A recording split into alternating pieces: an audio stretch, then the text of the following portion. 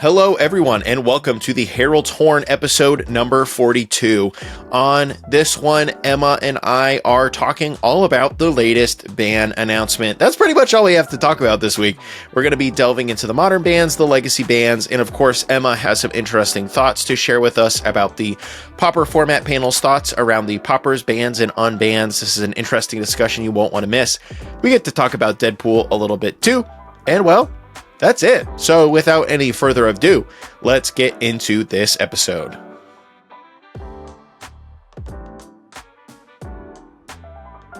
Hello! It's time for the Herald's Horn, part of the One Shot Network. My name is Cal Jones, and this week I am joined in the horn by the wonderful Emma. Say hello, Emma. Hello, Emma. Emma, how's it going? What's hip? What's happening? Good. We are in the trenches of Tarkir Dragonstorm because it's pre-release weekend coming up. So we are at the height of release content, even though it's a pre-release, because content. And it's sunny outside. That too. Daylight savings has happened in England. Therefore, at long last. Therefore, I get vitamin D for like 6 months naturally by going outdoors. It's a great time to be British. Let's run the song.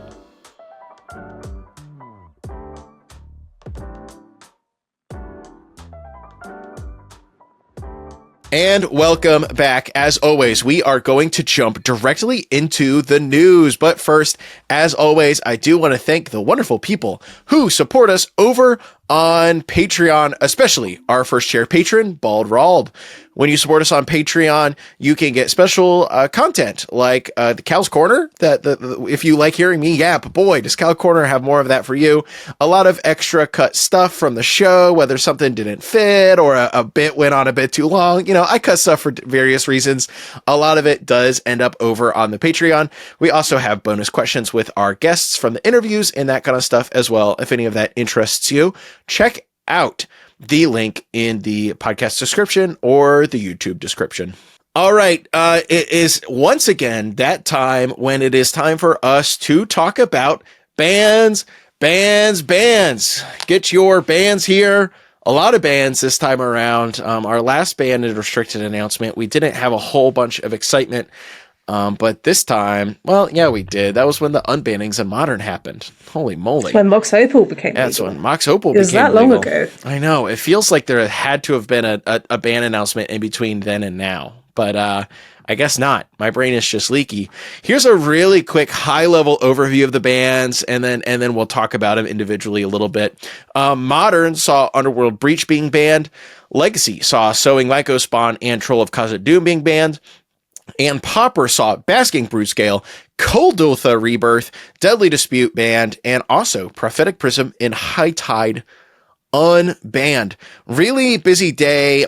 There was also, I guess, also of note is no changes in Standard or Pioneer. Some people were kind of clamoring a little bit for changes in those formats. It was interesting for me to see the replies to the announcement on Twitter, and there were so many people in the responses who wanted a card in Standard banned, but every single person insisted that it had to be a different card. I can't believe you didn't. Yeah. Probably the sign of a good format, right? If everyone's kind of like complaining about a different card. Yeah, it is really interesting because like the Standard format we have right now definitely is like settled in.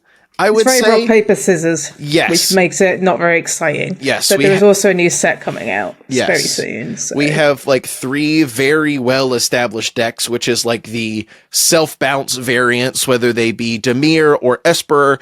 We have basically the Ember. We have the Mouse package plus Monstrous Rage with whatever people want to put around that, whether it be Mono Red or Gruul. And then we also have the 4-color Zur decks, which are basically just an Up the Beanstalk plus Overlord's deck that has been doing more and more crazy stuff over time. And sure, there's some people messing around with Jeskai Oculus, some people messing around with the Enduring Curiosity decks still, but more and more it's becoming apparent that those 3 decks are the best, and I kind of get why they want it. They said in the announcement they were happy with the numbers, happy that this, back and forth play in between all three. But I do feel like it's such a bad catch-22 for them too, because I feel like they couldn't just ban This Town Ain't Big Enough, or they couldn't ban just Monstrous Rage or just Manifold Bounce, or they couldn't ban just Up the Beanstalk. I think they would have to ban a major card from all three decks probably, or else you would just be left with two really strong decks, plus maybe another deck or two that a really strong aggro deck or a really strong mid-range deck might have been holding down get to come out of the woodwork. But it feels like with the rock, paper, scissors, only banning one doesn't help that much. I don't know. And it's like when Pro Tour Aether Drift happened, like Domain Overlords, sometimes called Four Colors sometimes called Domain Control, has a few names. That was like the best deck for that Pro Tour specifically, just because it just was really good against the Esper decks, which everyone expected to see, tons of play of. And it's like, since that Pro Tour, Domain has kind of fallen off a bit because everyone's just playing aggro. Everyone's just kind of focusing around it. Also, a lot of people are playing, Domain without Cavernous Soul. So Azorius Control is getting really good. That broke out from the PT. Eli Cassis had a really good run with it. And, it's where we saw stock up. And that's why it's becoming like one of the most sold cards from Aether Drift right now. So... So all of that said about Standard, I'm personally not really surprised they didn't make any changes there. I'm also unsurprised. You got Tarkir coming out in 2 weeks. And I guess, it remains to be seen whether or not like their current ban philosophy on Standard is going to bite them in the butt or not. They reiterated this time around that their goal for Standard is they're kind of back to what it felt like their approach was like pre 2015, where if at all possible, they absolutely do not want to have to ban a card in Standard. We went through a while there where it did kind of feel like they were willing to ban 1 or 2 or 3 cards a cycle for Standard just to help mix things up. But it feels like now they're reiterating over and over again, hey, we outside of this once a year window around rotation, we are not going to be banning Standard cards unless something is so powerful. And obviously, I don't think, especially in this scenario where there's like 3 top decks rather than 1 top deck, I'm not surprised that they opted to stay the path. But similarly, I am not surprised that we have seen a ban in Modern. Again, people were kind of hoping maybe they would have did 2 or 3 bans in Modern to tamp down the next best stuff, blah, blah, blah. They're also not that interested in doing that kind of stuff anymore, it seems. Light touch, conservatism, nip the obvious problem from the bud, see what happens. Underworld Breach is banned in Modern. Following the unbanning of Mox Opal, Teamer Breach combo very quickly became the best thing to do. We've talked about it a little bit on the pod before, but Emma, could you explain to the listener what exactly this Underworld Breach deck was trying to do to people? So the short form, and I'm probably going to get this a little wrong, which is really embarrassing because my husband helped make the deck popular prior to Vox Opal's unban. So basically, you're looking to use Underworld Breach to churn out your deck with Grinding Station, and you're recasting like your Mox Opals and your Mox Ambers, and then you're sacking them to Grinding Station, mill out your deck, and then you play you play a Thassa's Oracle, you win the game. A lot of Team of Breach decks have moved to Grape Shot as well, because you're just chaining off so many spells, you can just Grape Shot people. That's basically the really loose abridged version. It was fine prior to Mox Opal's unban, and it was in Jeskai for a bit as well. And then since Modern Horizons 3, it's shifted to Teamer. Corey Baumeister tried it with Nadu for a bit, and that turned out to be pretty fun. You had it with the One Ring as well until they got banned. But this extra 0 mana rock, basically, just put it on a new level. You've got access to 8 Moxes, basically, and then you have stuff like Tamiyo, Inquisitor Student, which turns on Box Amber. You have Lavenant Rumble, which helps you put cards in the graveyard, which feeds your breaches, which feeds Grinding Station, and so forth. And it's just an incredibly consistent deck, and it was clearly the best thing to be doing in Modern by a wide margin. I believe that their win percentage was close to Hogak numbers, if not more than that. Which is also crazy because past the point, a lot of people were dedicating, half of the sideboard or whatever to trying to make it out of games 2 and 3 alive. Consigned to memory became almost a $10 uncommon just because you had to pay for it on the sideboard in Modern.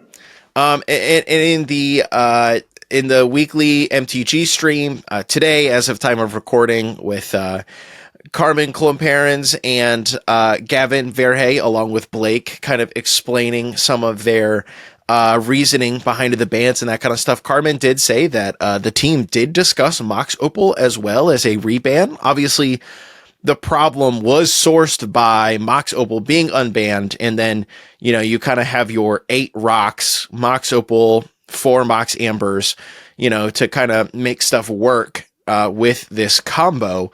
They discussed it, but she said there is, quote, a lot more fun to be had with Mox Opal long-term than Underworld Breach, potentially. And she went on to say, like, she went on to say that Mox Opal does open up a lot of other doors, like the return of the old Arcbound Ravager affinity decks we used to see. That was the definition of a modern deck when I last played in 2016. Showing my nearly 10 years ago now. I know, showing my modern playing age here. Oh, brother. Or she also referenced, people have started playing Lantern Control again, because that deck is basically only remotely playable if it has Mox Opal to help out.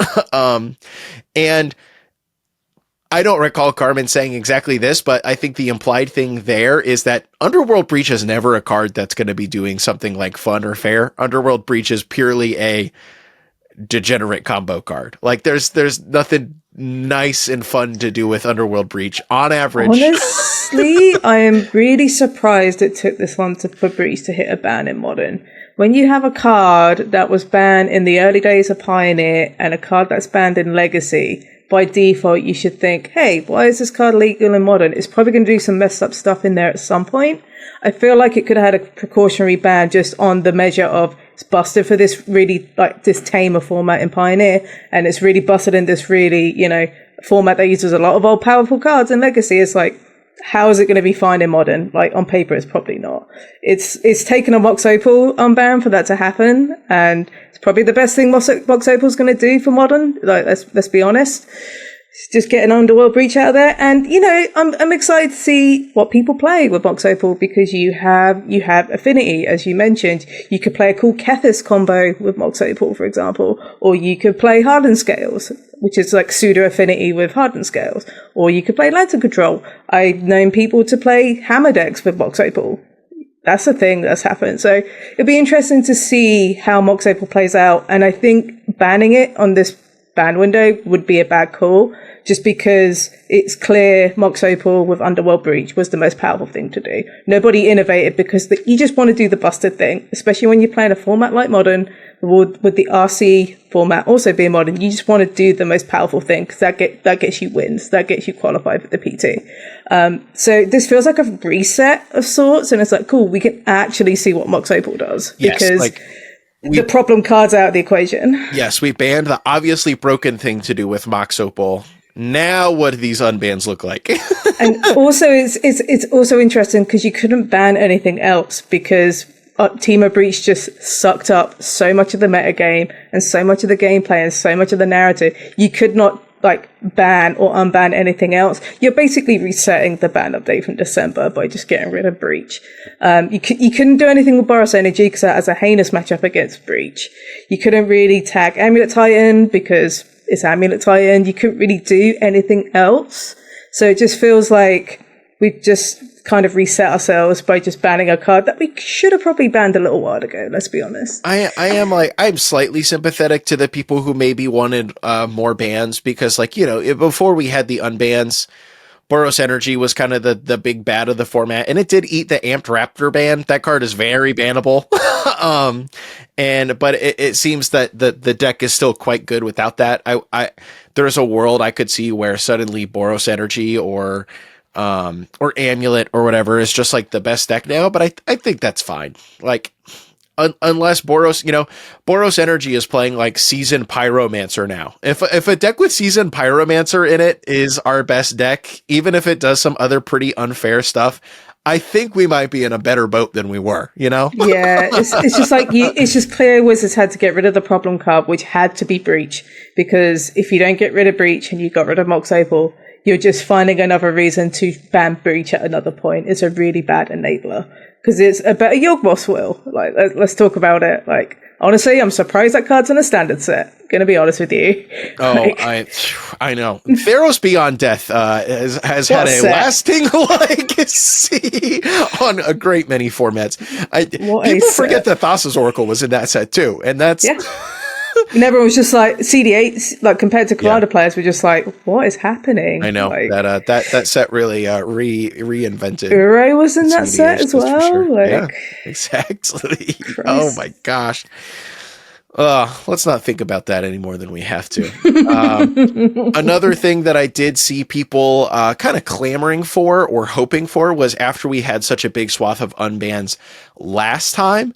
A lot of people were like, oh, maybe they'll unban some more stuff this time, because they were very open about the fact that, like, yeah, we're open to basically letting some of this stuff go, especially because it does currently seem like stuff like Green Sun Zenith and Faithless Looting, Splinter Twin. Yes, Faithless Looting and Splinter Twin have all been, so far fine. Again, like you said, hard to tell because Temur Breach so immediately sucked the air out of the format. Very obvious best thing to do. And that is why I do think it would be really hard for them to unban stuff, because we still don't actually really know what this unban cycle looks like. We know that, oops, Mox Opal was too good with Underworld Breach. I don't know about the rest, though. We know the Splitter Twin's probably not playable. We don't know about the rest, like, though. Fine. It top-8'd Magic Spotlight Modern in Utrecht. Yeah, it top-8'd in, like, I think it was like an Is It Twin deck. I think it was like Murktide with a couple of twins or something like that. It wasn't like traditional twin, but someone top-8'd with it. And to be honest, that's the kind of Modern I like. Just somebody out of nowhere top-8ing a 1,600 person event with Splinter Twin. It's about as good as it gets, I think. Right. At the Magic event I was at this last weekend, I got to face down the one and only Magic Man Sam, Ristic Studies Sam, in a Vintage Cube draft. We were both undefeated, and I felt so good. Everyone else had drafted a bunch of wacky stuff, and I just had like my solidly mono white deck splashing white for a few really powerful cards. I had just run over everyone. In the 3 rounds I had played, I had 1 game loss, just smushing people. And then I was playing against Sam and I was like, oh, this is fine. And then he had like a constructed twin deck is basically what he had drafted. It was just like, remove your dude, cantrip, remove your dude, Pestermite, untap, Kiki Jiki. I was like, okay, sure, whatever. Game 2, same thing, except the second time he killed me with Corridor Monitor and Splinter Twin. Sounds sick. I know. So he had all of the like Pestermites. He had both Splinter Twin and Kiki Jiki. It was just like, I was like, okay, I don't think I can beat this guy. But it made me reminiscent of a different time in Modern. But hey, maybe that time is still here. Who knows? I guess we can move on to Legacy. Legacy, Sowing, Lycospawn, and Troll of Khazad Doom banned. For people who are outside of the format, I think this looks a little weird. And for those of you who are unfamiliar, let me read both of these cards for you. Troll of Khazad Doom first. It is 5 in a black. Common from Lord of the Rings, Tales of Middle-earth. That's right, we have a banned common. It's probably not the first, actually. Troll of Khazad Doom can't be blocked except by 3 or more creatures. Some super menace there for you. Swamp cycling 1, so you can pay 1 and discard it to search your library for a swamp card and put it into your hand. And it is a 6/5. Troll of Khazad Doom, it looks really weird at first blush as to why this would be banned, but in practice, in actuality, I think it's pretty obvious. Reanimator has been a really good deck for a long time. In the format, but historically you kind of had to jump through some hoops. You had to figure out how to get your threat into the graveyard. Historically, this is done with the card Entomb. And then, but if you like drew some of your threats, you would have to figure out a way to get them from your hand into the graveyard because you couldn't play too many threats. But if you drew them, hard to get it out of your hand. You had to play more threats than you would quote unquote want to. So you could still have stuff in your deck to entomb, to then reanimate, to cheat it onto the battlefield. And you also had to play a relatively normal amount of lands. Troll of Khazad-dûm kind of fixes both of those problems. It lets you cheat on your lands because you can just play several meaningful threats in your deck that if you don't need it at that second, well, if it's in your hand, you can discard it to go and find an Underground Sea, put that Underground Sea into play, and then you now have a 6/5 in your graveyard to reanimate or animate dead or what have you. It just kind of fixes all of the problems because it turns out, though the deck still could do reanimate a really broken target, it turns out that reanimating a 6/5 in your time of need will still just kill many legacy opponents. It's a fetch land with a 6/5 attached. Yeah, that's the best way I've described it. And that is very good when you boil it down in a simplest form. I thought it was really weird, like when I first saw it. I don't really follow Legacy. I thought Troll kind of died for Reanimate Sins because I know a lot of people have been clamoring for a Reanimate ban just because the card's just been so good for so long. But it's also an identity of the format. Reanimator is a Legacy strategy. It's a very popular one. So if you do that, you're probably killing the deck in some meaningful way, which is not cool when it comes to Legacy. But yeah, on the outside, it looks weird, but it just shows like how powerful LTR was, even like to the commons. It is kind of nuts. I'm looking at the Dimir Reanimator list they use as an example in the article. And, historically in these kind of decks, you would see back in the day a large amount of Gristlebrand and, 2 of each threat that you would want to reanimate. This has 1 Archon of Cruelty, 1 Atraxa, and 4 Trolls of Khazad-dûm. There are your targets. Triple Menace is really awkward as well. Yep. Like, people aren't beating that. No, exactly. So, and to your point, they did very specifically say they don't really exactly want to reanimate. They don't want to ban basically a core part of what they say makes Legacy feels like Legacy. Though I believe this is the third ban that has this is the third individual ban that has targeted Dimir Reanimator in a row because they banned Grief, then they banned Psychic Frog, and now they have to ban Troll. So they're slowly chipping away at it. Can't wait to figure out what the deck looks like next. Sure, it's still going to be powerful. And the other card that we ended up banned was Sowing Mycospawn. This one is also one that may seem a little weird for those of you who aren't super into the format. It costs 3 and a green. It's the void. It has no color. And you can pay 1 and a colorless as a kicker cost. When you cast this spell, search your library for a land card, put it onto the battlefield, then shuffle.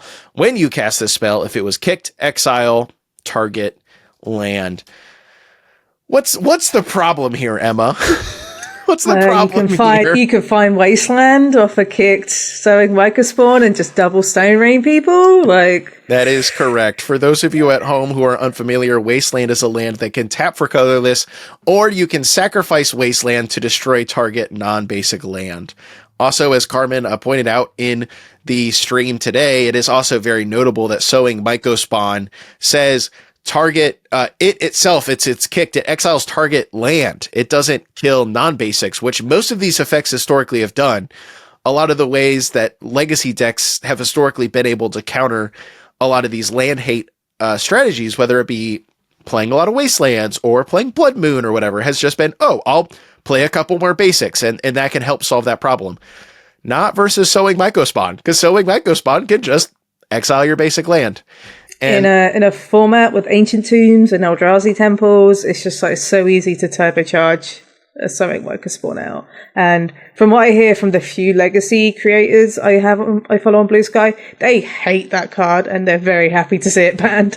Yes, definitely agree. I'm trying to pull up, as always.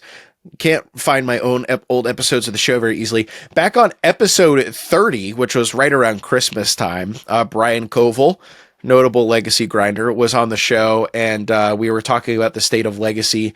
And in addition to calling for Psychic Frog to be banned, he was calling for Sowing Might Ghost Spawn to be banned all the way back then. And he kind of corrected me a little bit. I was like, well, it's 6 mana. I mean, like, they have Ancient Tomb and all that kind of stuff. Like, how quickly can they cast this card and kick it? And he was like, dude, this is like a 2-drop. It's...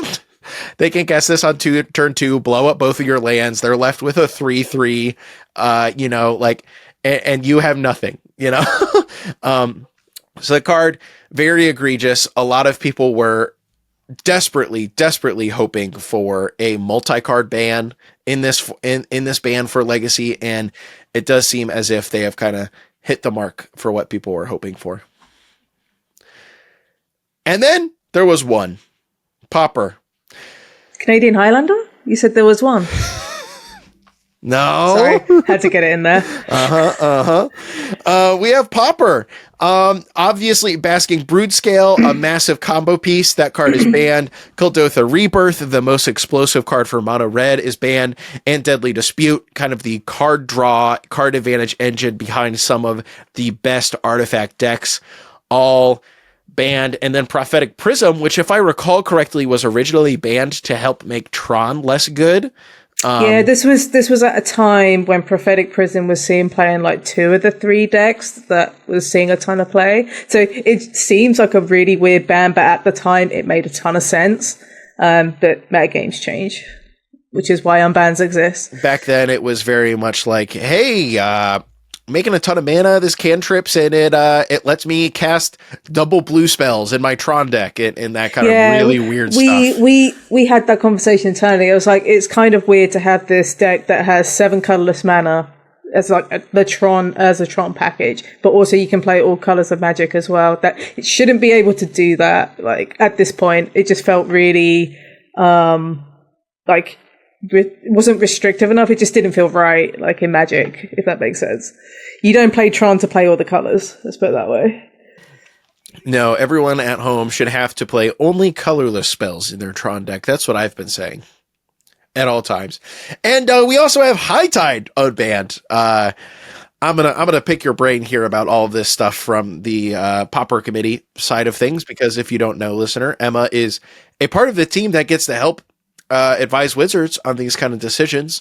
But it was interesting hearing Gavin talk. I didn't catch everything that was going on in the live stream, but Gavin did kind of mention that, like, internally at Wizards, when he brought up that the Pauper team was thinking about unbanning High Tide, a lot of people were like, oh, well, what about, well, have you thought about Frantic Search? And he was like, oh, well, that's banned. And it was like, oh, well, have you thought about this other obvious, really good High Tide, payoff? It was, oh, that's banned. And that happened with like 3 or 4 cards.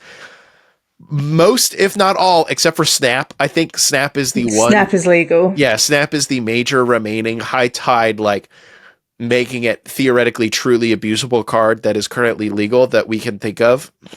So interested to see what people do with that. As I like to cast High Tide and then tap 4 other lands and cast something huge. I don't know. people like making game actions, and High Tide definitely does that. Exactly. We talked a lot about High Tide internally, obviously, hence it's unbanned.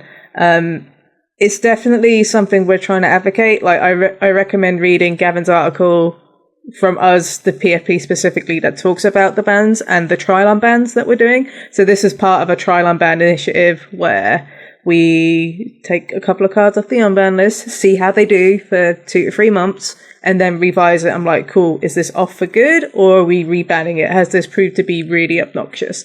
So we're definitely trying something out here, and High Tide felt like the card that we could take off the unbanned list for this experiment. And also it's a card that everyone's excited about because it's High Tide. It has just such a history in Magic, and it's clearly a powerful card as well. It's got a reputation. And I think it is, like, really fun if possible. I think it is really fun to have stuff that is iconic and maybe a little bit dangerous present in a format. It is very much a Carmen Klimperens talked about this when she was talking about a lot of the cards she was trying to get into the Foundation's card file here on the show. And she's definitely, like, took some swings the team in general took some swings with some of the older cards they decided to put back into standard and related, because they were like, yeah, this card's really good, but it's really iconic. And like, if it's a problem, we kind of know what's a problem, what may be a problem, but people deserve to get the chance to like fall in love with this card again. And that's kind of how the High Tide unban feels. You're bringing new players to the game, especially with something like Foundations. You want people to be like, wait, this card's messed up. Like, have you ever, and it just creates that conversation. And I know people are really stoked to play High Tide, like old Pauper players, new Pauper players are like, what's this High Tide card? I've never seen it before. And they get to pick up copies of High Tide, build some decks, and kind of get that experience. And that's great.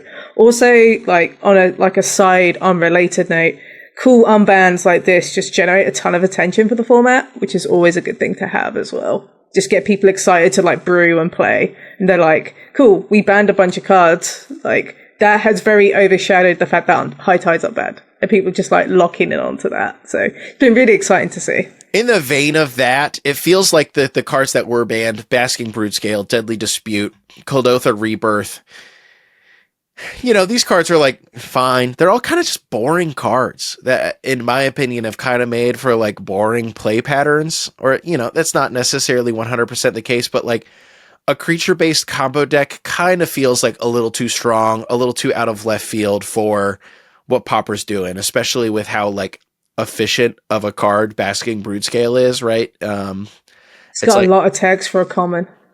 Exactly. And it's like, well, I'm going to cast this and I'm going to hope that you don't have Snuff Out, you know? It's like kind of the play pattern. Like, not everyone plays Snuff Out, because exactly. like, especially when talking like tabletop, I know Pauper's definitely more online focused, but when it comes to tabletop, people might not want to buy 4 copies of Snuff Out because that card's really expensive still. Despite the reprint in Doctor Who, that card's just gone back up in price. People aren't going to pay to have those answers against Broodscale specifically. It just creates a sort of feel bad situation. Also, like the Broodscale mirror is just terrible. It's just not great. And also we tried to think of it from a perspective of, say, there's like a Pauper event, like it's brand new players are coming to the format. They're trying, like, they've cobbled together some decks from like the draft chaff, that sort of thing. And someone's just like, cool, Broodscale statistically, I do this. Turn 3. Oh, look, I do it again. And that's just not a great experience. Also, the combo is just really powerful for Pauper, in my opinion, hence we banned it. And sure, there was conversations about, do we ban statistically? Do we ban Broodscale? And it's like, I feel like if you don't ban Broodscale, you're probably going to have to ban it at some point, because something accidentally is just going to come along and break it again. It feels like the Disciple of the Vault situation. Also, my personal opinion, I'm surprised Broodscale's a common. Sure. It feels like an uncommon. It like, looks in design. like a card. Like, there's a lot of text on that card. It does. Yeah, it feels like an uncommon. Yep. And when commons feel like uncommons in that way, they're probably a bit too good for Pauper. Especially if it's a creature. Yeah, and it's a devoid creature, so you can't even like. It's just weird. Yep. So that was banned. The Deadly Dispute, I think, also is a card that I personally, from an outsider's perspective, not getting to play as much Pauper as I figured, the whole Deadly Dispute plus Ichor Wellspring thing has always seemed like a very obvious, wow, maybe that's a little too good thing from the outside, but it's not like drawing cards for mana is not like offensively good like a Basking Broodscale combo is. I mean, it's 3 mana because you get the rebate of the treasure. It's basically Black Ancestral. That's the best way to put it. Like, the treasure rebate comes up a lot more as well because guess what? It's an artifact. Yeah, and it's an artifact. Helps all the other passive artifact stuff. And it doesn't go away, you know. Yeah, unless you use it, and it makes any color of mana. Yeah, and it just like discounts your Mirror Enforcers, your Refurbished Familiars, and all the rest of it. But also you just have different flavors of Deadly Dispute. You have Reckoner's Bargain, which gains you life. You have Fanatical Offering, the one from Ixalan that makes map tokens. You have that one as well. And there's Eviscerator's Insight, which is another one. So there's like multiple versions of that card. It doesn't give you a rebate, but it has flashback or something like that. Yeah. I know it comes with flashback, but there's a lot of different variants of that style of card just because they're pretty good in limited. that's why a lot of these commons exist, is because they need to work in a limited environment. Anything that comes to Pauper is basically just like collateral side to that. Accidentally. Yeah, like look at Cranial Ram, a card, another Modern Horizons free card we had to ban, like pre-banned as well. So it happens. Yeah, it is so interesting too that like I would imagine that sure some of these decks turn to trying to play something like you said, Eviscerator's Insight or similar, but I would imagine that the treasure is so real. Like Deadly Dispute, though it only does one little thing different, it's just like one step above everything else. So obviously, the thing is with Pauper, there's so many passive way to make artifact tokens. You have Fraven Inspector, Novice Inspector, Blood Fountain makes a blood token. You have all these flavors of Deadly Dispute that also make tokens, and they're all artifact tokens, and the artifact typing is just super relevant just because of the nature of the format. The treasure one just tends to be a bit more lucrative because it can be sacrificed for mana. So yeah. And Kuldotha Rebirth ban, it's...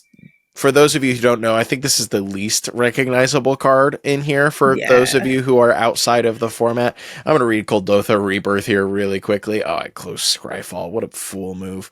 Casual. Kuldotha Rebirth, 1 red mana, sorcery. As an additional cost to cast Kuldotha Rebirth, sacrifice an artifact, put 3 1/1 red goblin creature tokens onto the battlefield.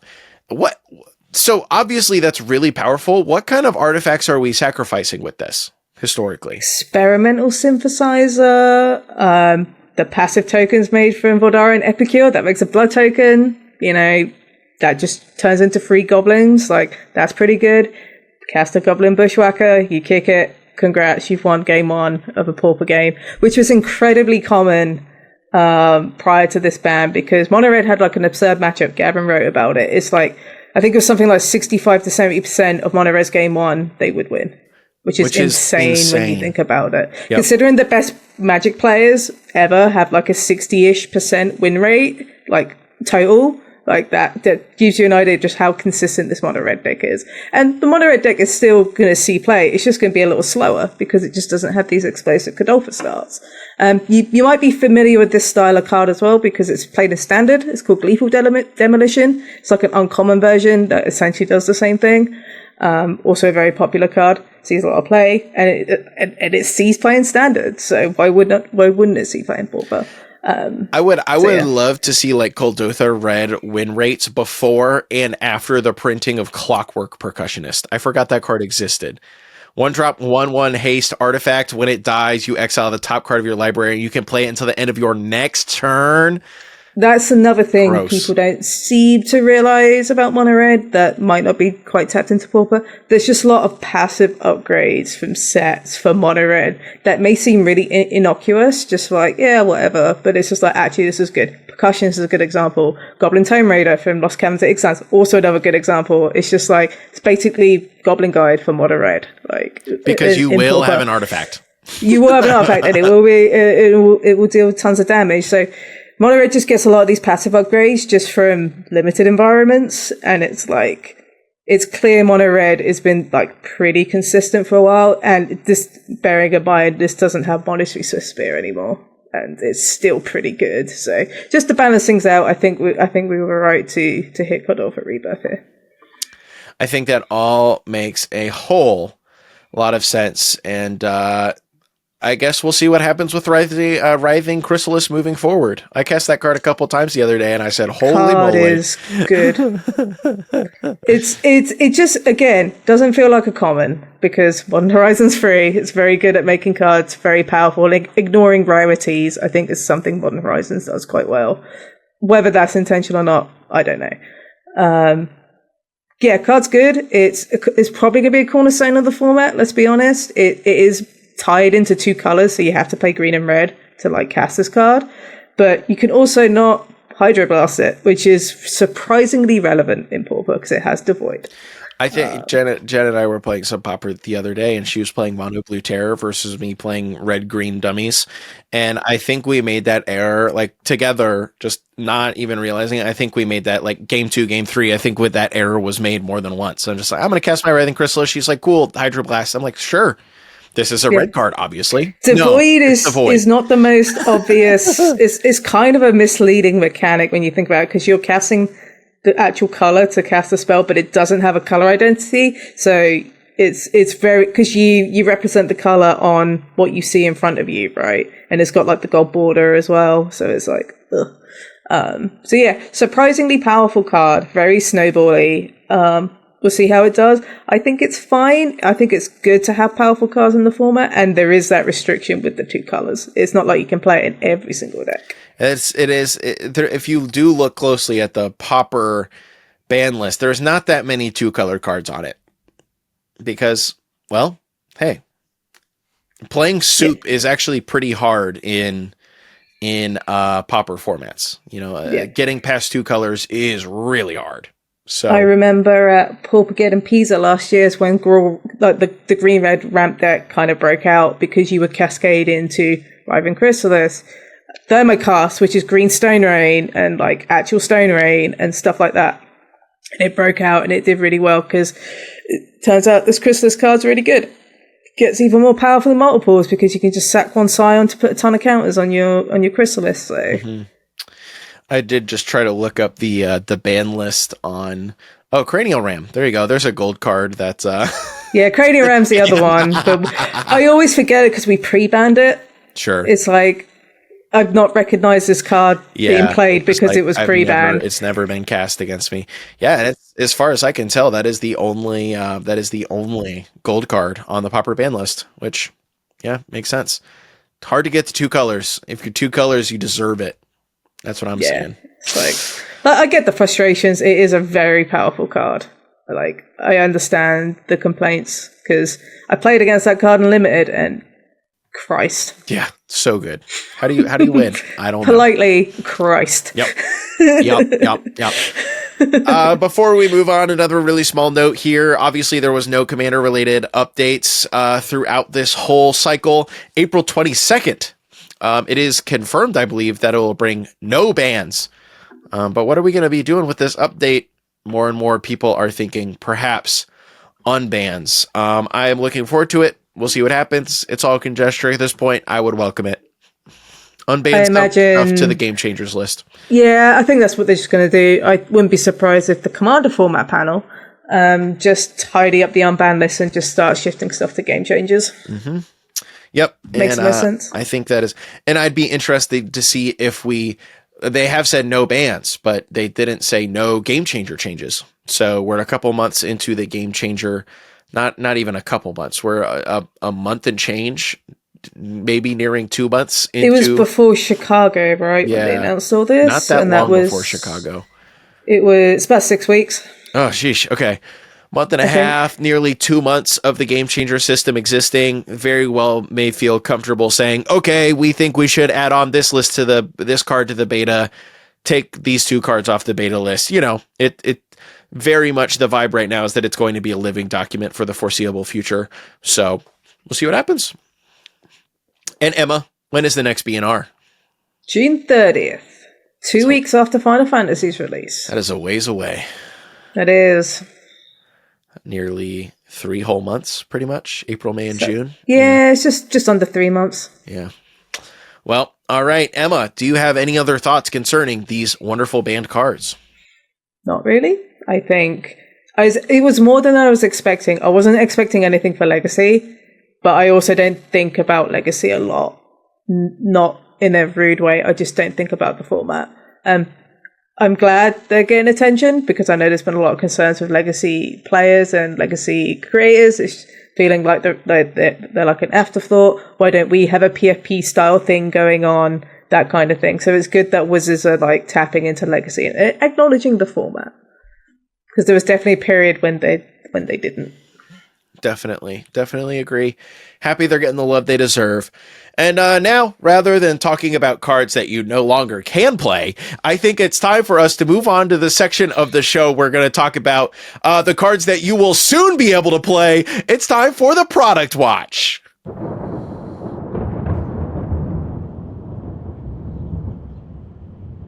In my mind, Dan is saying Product Watch. I know he's not here, but in my mind, He's saying it. Maybe you should try the Emma version. I will not. Welcome to the Product Watch, the part of the show where we talk about all the new Magic the Gathering cards that are coming down the pipeline that you soon will be able to enjoy. As usual, this weekend is pre-release weekend for Tarkir Dragonstorm. So I personally, as always, it seems, will not be able to make it out, I don't think. But I think that you should go. And by you, I mean Emma. I'm planning to go on Sunday. Pog? If Pog, yes. I'm going to play Abzan. Going to play Abzan. Abzan deck, please. Abzan deck, please. Like, I think Abzan and Mardu is the way to go, just because the mechanics are very limited, like historically good in limited, and also at least at my LGS, everyone wants Mardu or Abzan because the pre-release packs are seeded, including the promo, so everyone's playing the Elspeth lottery. Yes, yeah, it makes sense. So everyone wants Anointed Procession Elspeth. Yeah, it makes sense. Anointed Procession Elspeth. Why would they want that card? Right? It's one extra mana and you get a Planeswalker. Like, what the hell? Ugh. Doesn't it triple tokens? It's doubles. Okay. I think on the show last week I said triples. I mean, it feels like it should triple, let's be honest. It seems like that's kind of a lot of what they've been doing these days. It's twice that many, so yeah. Okay, so it doubles.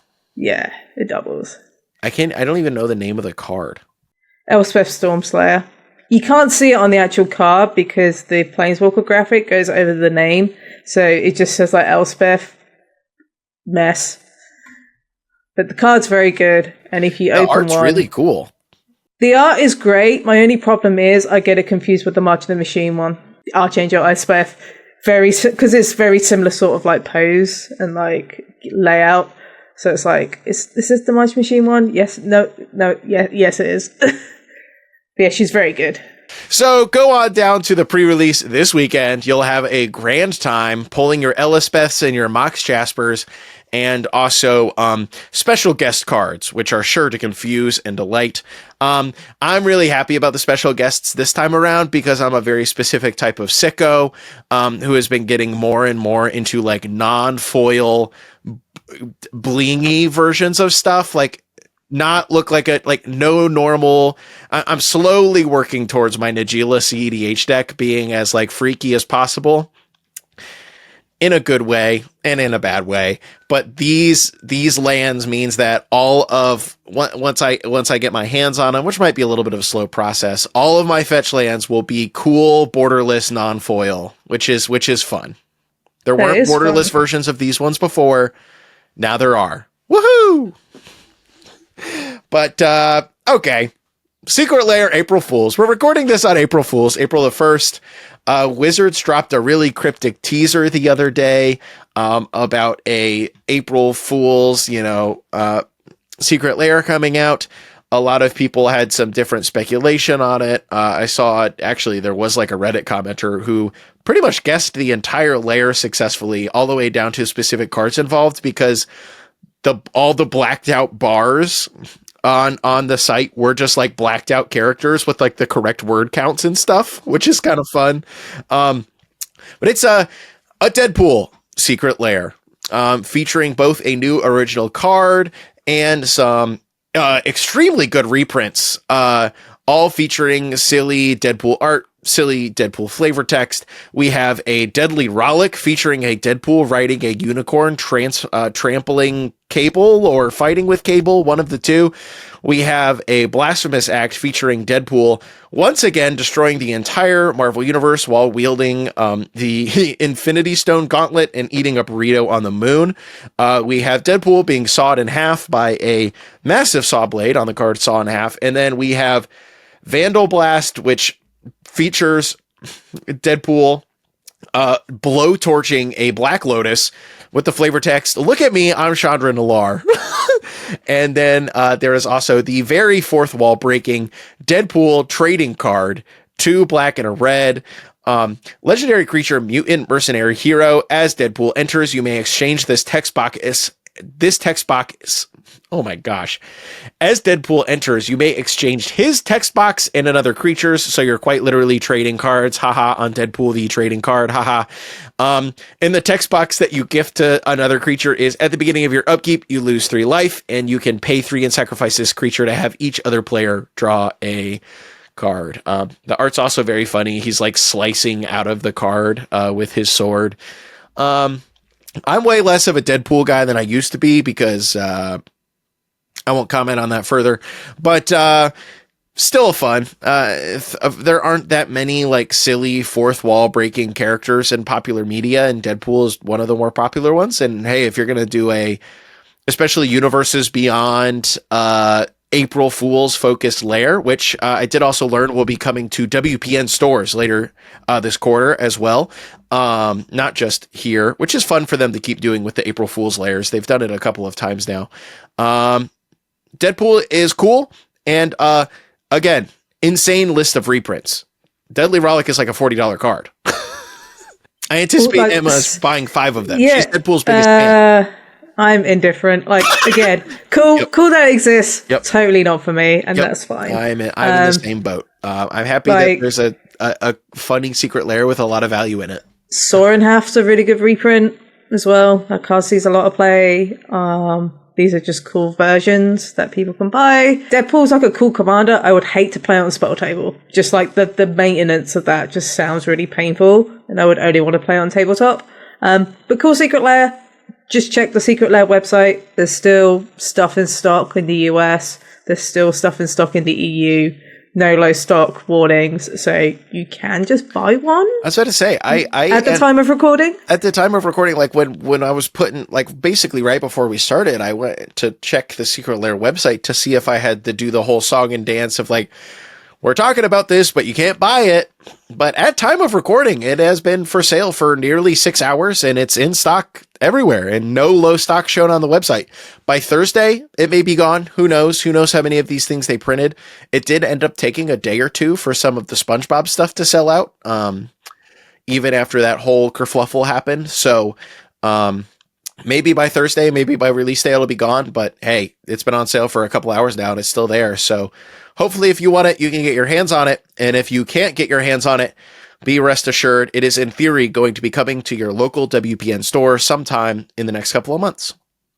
Well, I think that is all we have for the product watch, and I think that is also all we have for the show as well. So, as always, Emma, I'm going to ask you, is there anything else that you would like to leave our listeners with before we go? Play more Thraben Inspectors in your deck. If you think you're playing enough, no, you aren't. I've got to make a Pauper deck with your Thraben Inspector, like, unknown card.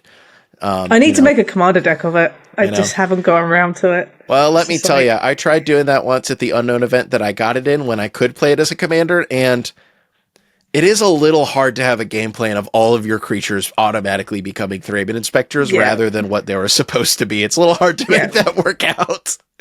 But I can make it work. Exactly. If anyone can, I believe that Emma can.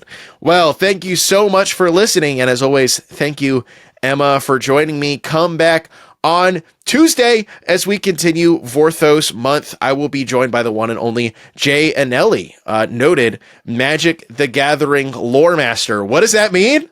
I'm not entirely sure. I'm going to find out. And so will you. Cool job title though. It is. Let's be honest. It is. But he is a continuity editor, freelance writer, co-host of the Vorthos cast. It is going to be a great interview. You are going to love it. We will see you back here on Tuesday. And then, of course, we will see you next Thursday as well. Thank you so much for listening. Bye-bye. Thank you so much for listening. The Herald Torn is edited, hosted, produced, all that kind of stuff by me, Cal Jones. Obviously, the co-hosts are Emma Partlow, Dan, better known as Moderately Anonymous MTG, and Lexi, better known as Black Girl Mage. Find us again here next Thursday, but as always, you can find me here doing interviews with different people throughout the Magic the Gathering community every Tuesday as well. Thanks so much for listening, and we will see you next time.